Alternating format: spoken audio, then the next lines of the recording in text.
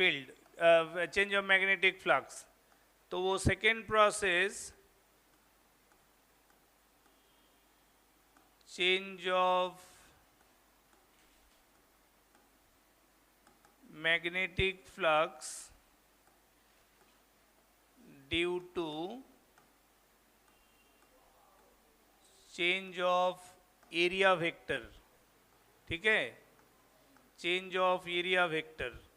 Area vector की वजह से जब हम लोग मैग्नेटिक फ्लक्स को चेंज होते हुए देखेंगे, are you getting my point? वो क्या है, जैसे मान लो मैं एक रेक्टेंगुलर फ्रेम ऑफ वायर्स ले रहा हूँ, ठीक है, ये एक रेक्टेंगुलर फ्रेम ऑफ वायर्स है, कंडक्टिंग वायर है, ठीक है।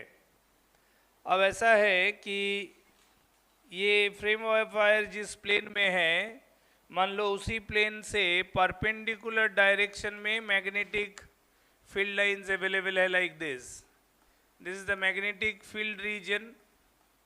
इस एरिया में मैग्नेटिक फील्ड लाइंस ऐसे एग्जिस्ट कर रहा है, ठीक है। अब ये रेक्टेंगुलर लूप जो है, अगर मैं फोर्थ साइड को ओपन रखा, अगर मैं क्लोज भी कर दूं तब भी तो ये रेक्टेंगुलर फ्रेम तो कांस्टेंट एरिया का होगा ना। तो हमको यहाँ डिस्कस कर रहे हैं due to change of area vector. ये क्या मतलब है चेंज ऑफ एरिया वेक्टर का? उसका मतलब है कि अगर मैं एक कंडक्टिंग रॉड को लूँ, समझ रहे हो, ये एक मैंने कंडक्टिंग रॉड लिया, मान लो इसका एंड को जो कि फ्रेम को टच कर रहा है, let that is marked as PQ। तो ये जो कंडक्टिंग रॉड है, ये rod PQ is of length L, resistance R,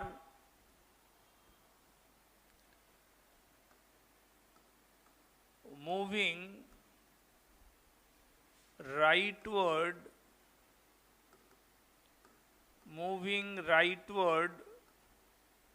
with velocity V0 on the rectangular frame of wire।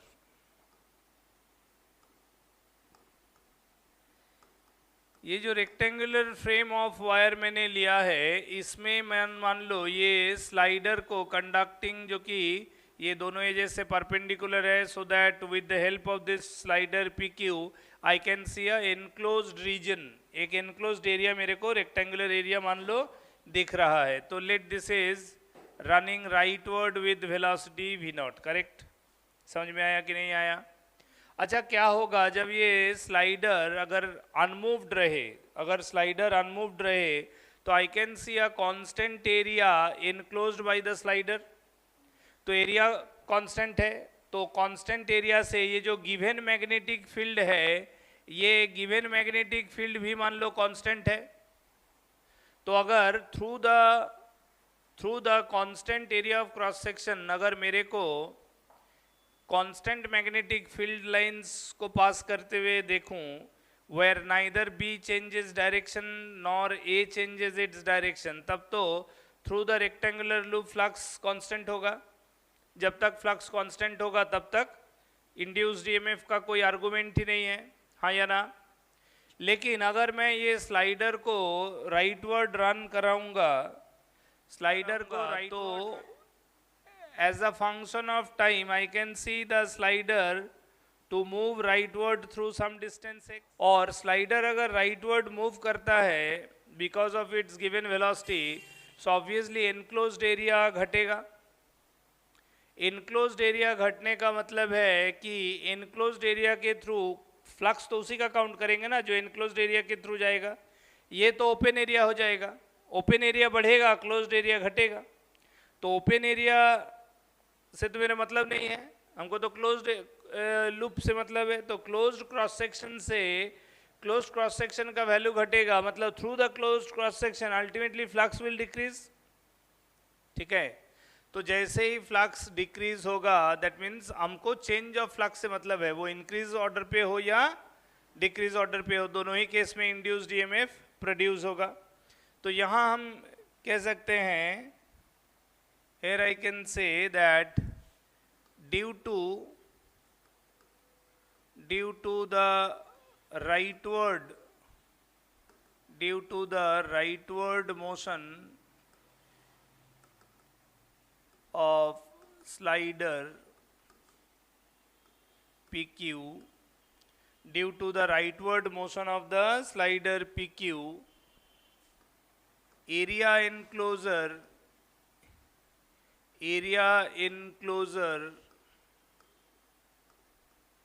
decreases, and hence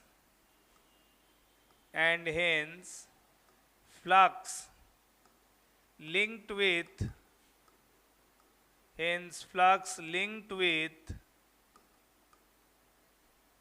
closed area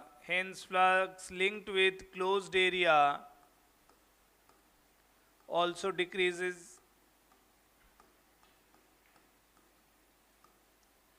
Flux linked with closed area also decreases। हाँ या ना?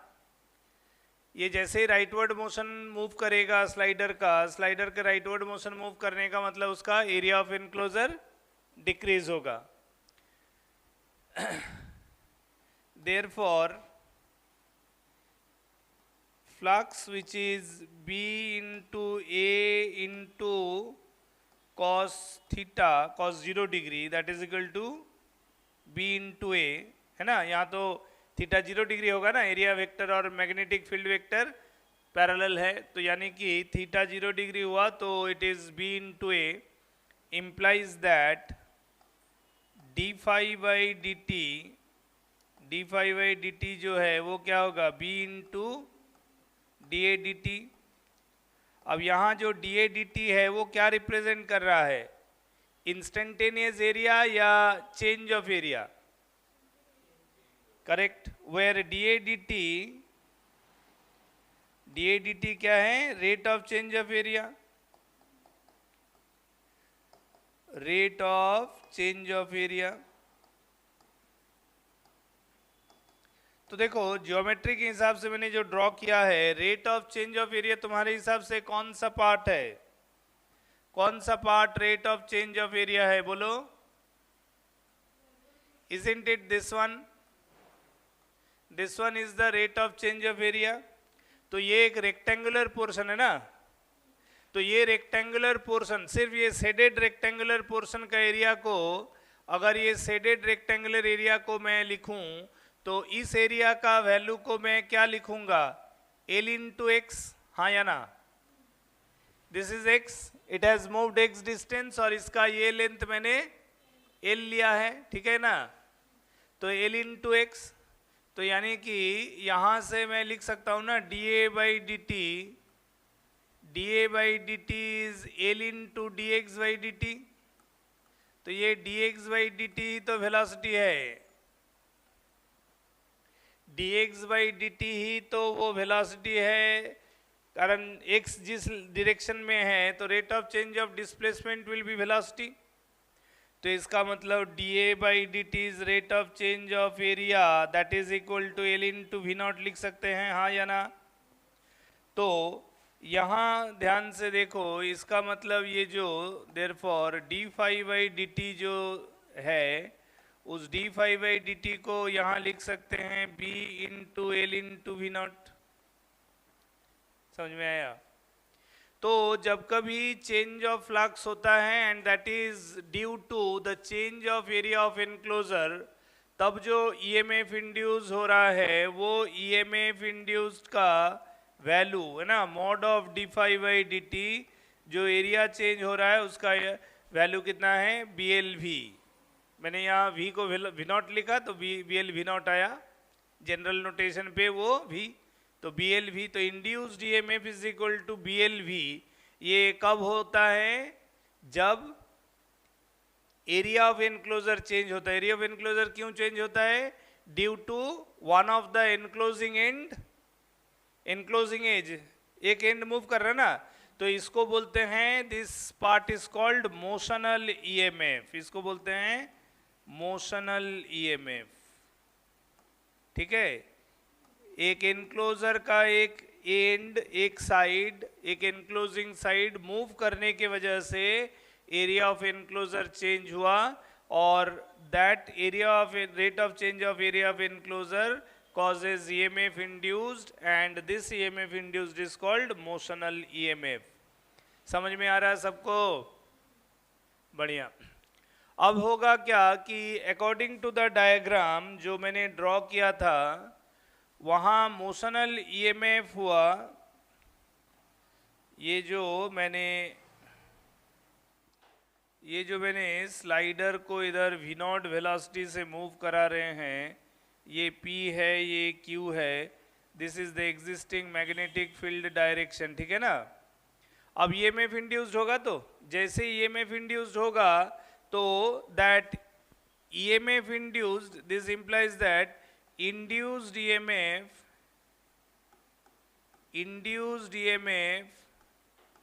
will be developed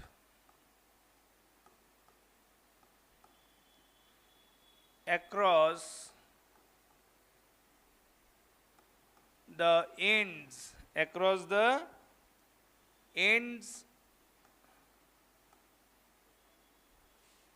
of the slider। समझ में आया? ये जो EMF induce अब होगा, जैसे प्रीवियस में क्या मैग्नेटिक फील्ड चेंज हो रहा था, तो मैंने कहा कि EMF इंड्यूस को कहीं भी हम दो एडजेसेंट पॉइंट में दिखा सकते हैं। यहाँ इंड्यूस्ड EMF को दिखाना पड़ेगा specially across that portion which is moving and changing the area of enclosure. तो वो मूविंग एनक्लोजर कौन है? द साइड PQ, यानी अक्रॉस द लेंथ L जो है, ये L लेंथ के अक्रॉस EMF इंड्यूस्ड होगा between the points P and Q। हमको स्लाइडर का वो लेंथ काउंटेबल है जो एनक्लोजर में है, बाहर वाला हिस्सा कितना है उससे मतलब नहीं है। Got my point? वो open part of the conductor हो गया। अच्छा, अब है कि यहाँ तुमको फिर से बताओ वही आर्गुमेंट, क्या लगता है कि कौन सा पॉइंट हायर वोल्टेज होगा, P या Q? कौन सा पॉइंट? अब इंड्यूस्ड EMF बना मतलब एक पोटेंशियल डिफरेंस बना, एक वोल्टेज बना, तो वोल्टेज का तो एक हायर वोल्टेज एंड एक लोअर वोल्टेज एंड तो होगा ही ना। तो वो कौन सा पॉइंट हायर वोल्टेज, कौन सा पॉइंट लोअर वोल्टेज एंड है? बोलो, कौन बताएगा? कौन सा पॉइंट हायर वोल्टेज एंड और कौन सा पॉइंट लोअर वोल्टेज एंड होगा यहाँ? अच्छा, प्रीवियस में तो एक चलो B चेंज हो रहा था, तो B जिस डायरेक्शन में चेंज हो रहा था उस वजह से फ्लक्स का इंक्रीज या डिक्रीज समझ में आ रहा था, तो उस इंक्रीज होने से ऑपोजिट डायरेक्शन पे नया लाइंस बनना था और डिक्रीज होने से सेम लाइन में नया लाइंस बनना है।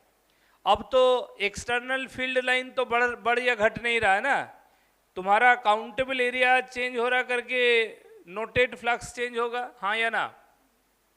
अब तुम चेंज ऑफ फ्लक्स को किस मैकेनिज्म से कंट्रोल करना चाहोगे? This time your external B is not varying, it is constant. अब एक्सटर्नल B जो है कांस्टेंट है, इसलिए मैंने उसको T डिपेंडेंट कुछ नहीं लिखा। अब तुम चेंज ऑफ फ्लक्स तो हो रहा है बिकॉज एरिया डिक्रीज कर रहा है, तो कैसे करके कंट्रोल करना चाहोगे चेंज ऑफ फ्लक्स को? Created externally, that is not increasing और decreasing, so that you can make an argument कि हाँ चलो इस डायरेक्शन में फ्लक्स बढ़ रहा है तो उसको काउंटर करने के लिए ऑपोजिट डायरेक्शन में न्यू लाइंस बनाएंगे। वो वाला तो आर्गुमेंट अब नहीं ना काम करेगा। अरे भाई, एरिया चेंज हो रहा करके तो फ्लक्स चेंज होगा, तो एरिया चेंज करने क्यों दे? रॉड आके चढ़ रहा है, लूप को छोटा कर रहा है, तो होगा क्या कि स्लाइडर का जो राइटवर्ड मोशन है, अगर कॉन्सेप्चुअली तुम स्लाइडर को रोकने का प्रयास करते हो by applying some force, then only it is possible to restrict the rightward motion of the slider, हाँ या ना? अब जब तुम स्लाइडर को ट्रांसलेट करने से रोक दोगे तभी ना एरिया चेंज होना बंद हो जाएगा, क्योंकि अब तो तुम एक्सटर्नल मैग्नेटिक फील्ड बनाने वाला जो भी फैक्टर है उसको रिक्वेस्ट नहीं ना कर सकते हो कि भाई तुम बढ़ाओ घटाओ, वो तो नहीं कर सकते हो। तुम्हारा इनक्लोज्ड एरिया के थ्रू फ्लक्स चेंज हो रहा है, उसका कारण क्या है? द स्लाइडर मूव करके एरिया को छोटा बना रहा है, ठीक है? तो किसी तरह एरिया घट रहा है, तो तुमको एरिया को बढ़ाना है या उसको घटने नहीं देना है। तो तुम्हारे पास ये तीनों साइड तो फिक्स्ड साइड है, इसको कहाँ तुम खींच के आगे पीछे करके इधर से चलो कम हो रहा है इधर हटा के बढ़ा दे, वो तो ऑप्शन है नहीं तुम्हारे पास। तो you can't do anything other than resisting the slider in moving rightward. Without doing this you can't counterbalance the region of change of flux. समझ में आया कि नहीं आया?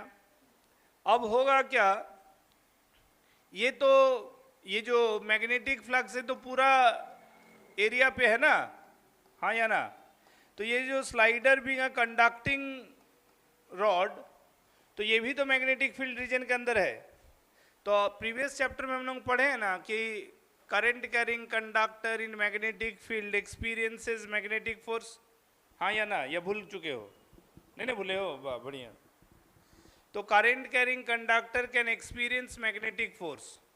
तो ये कंडक्टर पे अब हमको करंट का पता नहीं है, लेकिन इतना पता है कि भाई इसमें फोर्स लगाना है। सीधा बात है कि किसी भी मूविंग बॉडी को, कोई भी मास, रॉड हो, पार्टिकल हो, फलाना ठिकाना, किसी का भी मोमेंटम को रोकना है तो सिर्फ एक ही तरीका है उसका मोमेंटम को रोकने का, उसके मोमेंटम के अगेंस्ट फोर्स लगाओ, अनबैलेंस फोर्स। तो ये राइटवर्ड मूव कर रहा है, इसको रोकने का एक ही तरीका हो सकता है कि लेफ्टवर्ड फोर्स लगाया जाए। अब ये मैकेनिकल फोर्स कैसे काम करेगा? अब तुम तो सिस्टम में घुस के ढकेलेगा नहीं ना, ये मैग्नेटिकली करना पड़ेगा। तो करने का उपाय क्या है कि अब स्लाइडर में करंट जनरेट करना पड़ेगा, क्योंकि ये एक कंडक्टिंग बॉडी है, अवेलेबल लेंथ है, ये खुद मैग्नेटिक फील्ड में प्लेस्ड है, तो ताकि उस पर मैग्नेटिक फोर्स, यानी ये जो एफ है ये मैग्नेटिक फोर्स होना चाहिए। समझ में आया? अब देखो तो फ्लेमिंग्स लेफ्ट हैंड रूल में क्या सीखा था, ये क्या है? फोर्स।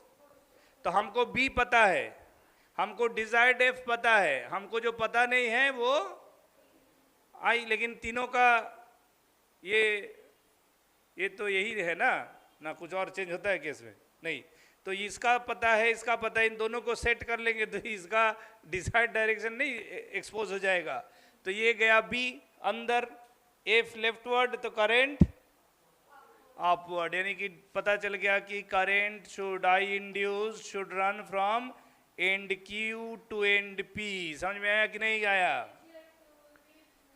राइट, ठीक है। तो इसका मतलब है P पॉजिटिव वोल्टेज एंड और Q नेगेटिव वोल्टेज एंड होना चाहिए, terminals respectively like this. Potential of P should be higher voltage, potential of Q should be lower voltage end, terminals of the EMF। समझ में आ रहा है कि नहीं आ रहा है? तो ये जो PQ पे हमारा लेफ्टवर्ड फोर्स आ जाएगा, ये होगा B इंटू आई इंटू एल। समझ में आया? यही पढ़े थे कि नहीं, BIL फोर्स। तो यानी कि ये BIL force motional EMF generate करेगा, ये BIL फोर्स ही मोशनल EMF के वजह से बनेगा। क्लियर हुआ? तो ये BIL फोर्स का काम है इस स्लाइडर का राइटवर्ड मोशन को अपोज करते हुए एक समय उसको जीरो वेलोसिटी में पहुंचा देना। द मोमेंट जैसे अब फोर्स लग गया तो वेलोसिटी V0 नहीं ना होल्ड करेगा, ये धीरे धीरे घटने लगेगा। घटने लगेगा मतलब एक समय प्रयास ये होगा कि ये रुक जाए, तो रुक जाएगा मतलब तो एरिया एनक्लोजर एक फिक्स्ड वैल्यू पे आ जाएगा, फिर चेंज ऑफ फ्लक्स बंद हो जाएगा। यही इंड्यूस्ड EMF का ऑब्जेक्टिव है। यानी कि यहाँ भी E जो है, यानी E is equal to minus d∅dt, ठीक है, और वो हुआ माइनस BLV। ठीक है, क्लियर है? तो BLV हो गया इंड्यूस्ड ईएमएफ। अब मैग्नेटिक फोर्स, अच्छा ये इंड्यूस्ड करंट जो बना, ये इंड्यूस्ड करंट कैसे निकलेगा? कई बार पूछा जाता है what is induced current, value क्या होगा? तो आई इंड्यूस्ड जो है वो EMF by radius resistance, conductor का रेजिस्टेंस आर लिया था ना, तो induced EMF is BLV that by R. समझ में आया?